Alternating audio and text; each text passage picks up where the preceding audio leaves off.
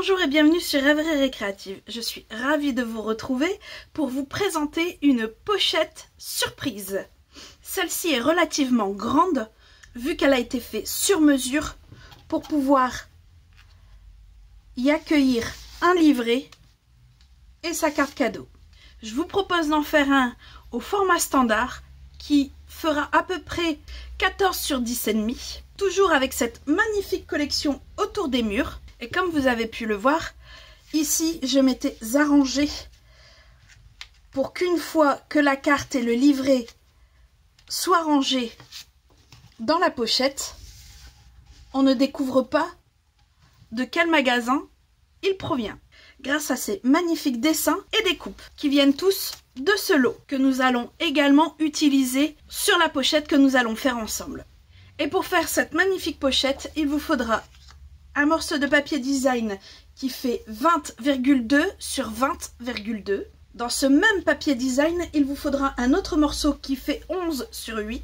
Il vous faudra une bande qui fait 2 de haut sur 22,5 de large. Un morceau d'un autre papier design qui fait 14 sur 10,5. Et un morceau de cardstock qui lui fait 10 sur 13,5. On va commencer par faire la base de notre pochette. Et là, vous avez deux solutions. Soit vous avez une punchboard et il vous suffit de partir de votre premier côté à 8,8 et de continuer à suivre vos traits comme vous en avez l'habitude. Par contre, si vous n'avez pas cet outil, je vous propose une autre solution. Dans de la cartonnette, découpez un carré qui fait 12,4. Coupez-le pour en faire un triangle.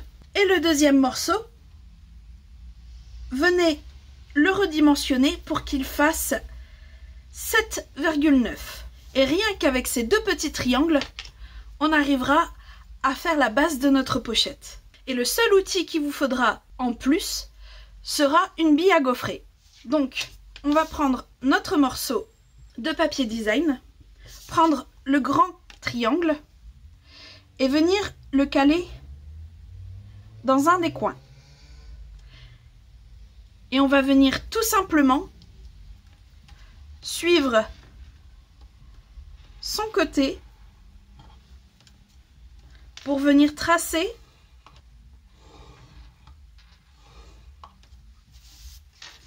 un repère comme ceci. Et vous faites la même chose à l'opposé. Une fois que c'est fait, vous prenez votre petit triangle et vous allez le caler sur l'autre angle du haut et refaire la même étape pour celui du bas. Voilà, on a fini avec nos gabarits et notre bille à gaufrer. L'avantage de les faire dans la cartonnette, c'est que nous pouvons les garder ad vitam. Surtout que moi, j'ai marqué exactement toutes les informations sur mes triangles et que c'est exactement le même format de mes cartes que je fais d'habitude. Donc, arrivé à cette étape-ci, on va marquer nos plis. Nos plis sont faits, mais vous remarquerez que vous n'arriverez pas à former notre pochette. Tout simplement parce qu'il faut venir couper les triangles qu'on a sur chaque côté. On va venir les couper et de préférence à l'extérieur du triangle.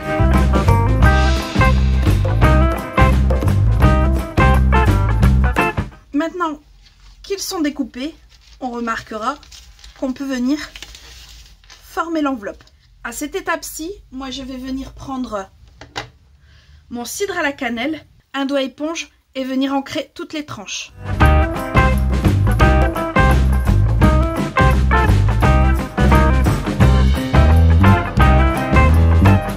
Voilà, toutes mes tranches sont ancrées.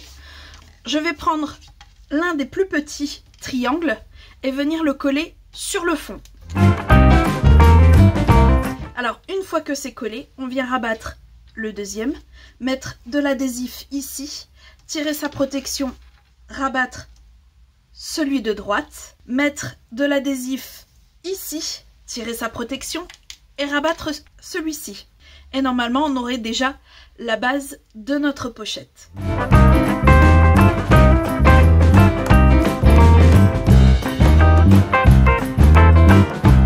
La base de notre pochette est faite, on peut la mettre sur le côté. On va prendre notre morceau qui lui fait 11 sur 8. Et avec le massicot, on va venir faire des rainures à 1 de chaque côté. Une fois que c'est fait, on va tirer chaque carré de chaque angle.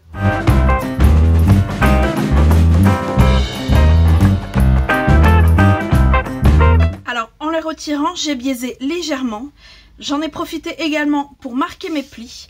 Et l'onglet qui se trouve vers le haut, on va le coller vers l'intérieur. Une fois fait, sur les autres, on va venir mettre de l'adhésif.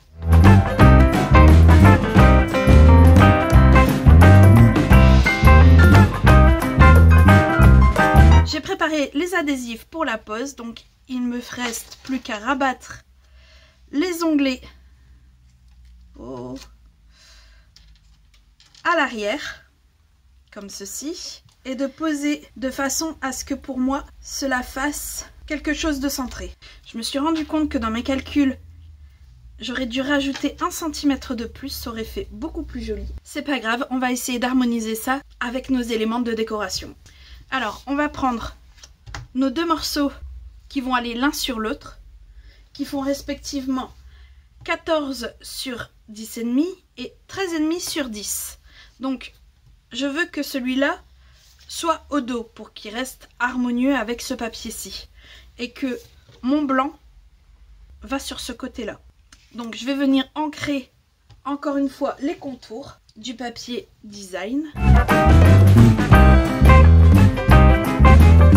Je vais venir simplement coller mon papier blanc sur le papier DSP.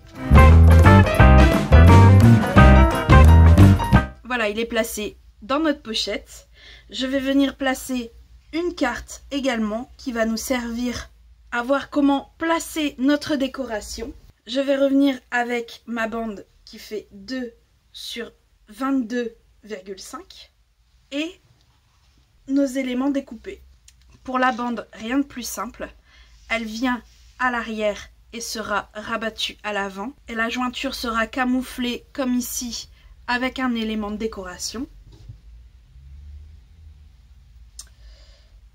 Alors, dans nos planches, nous en avons une avec toutes ces étiquettes qui sont en 2 exemplaires. Nous avons également 2 planches avec toutes ces découpes et 2 planches avec cela.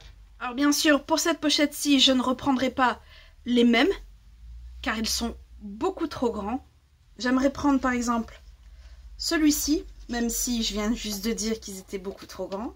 Mais il reprend un des éléments du papier, ce qui peut être intéressant, et de le mélanger avec celui-ci, qui pourrait vraiment cacher la carte, comme ceci. Prendre le petit ici et le mettre juste là. Et pour cacher la jointure, je reprendrai bien celui-ci.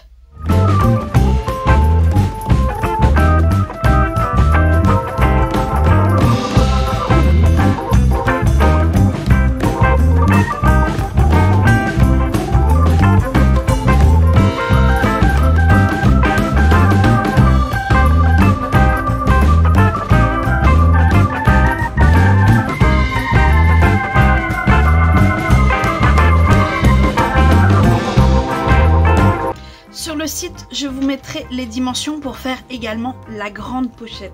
Et les mesures du porte-carte pour le petit modèle seront modifiées pour faire en sorte qu'il n'y ait pas autant d'écart entre la base de la pochette et la pochette pour la carte. J'espère que ce tuto vous aura plu. Si c'est le cas, n'hésitez pas, mettez un petit pouce bleu et on se retrouve très vite pour de nouvelles Odyssées Scrap. Bye!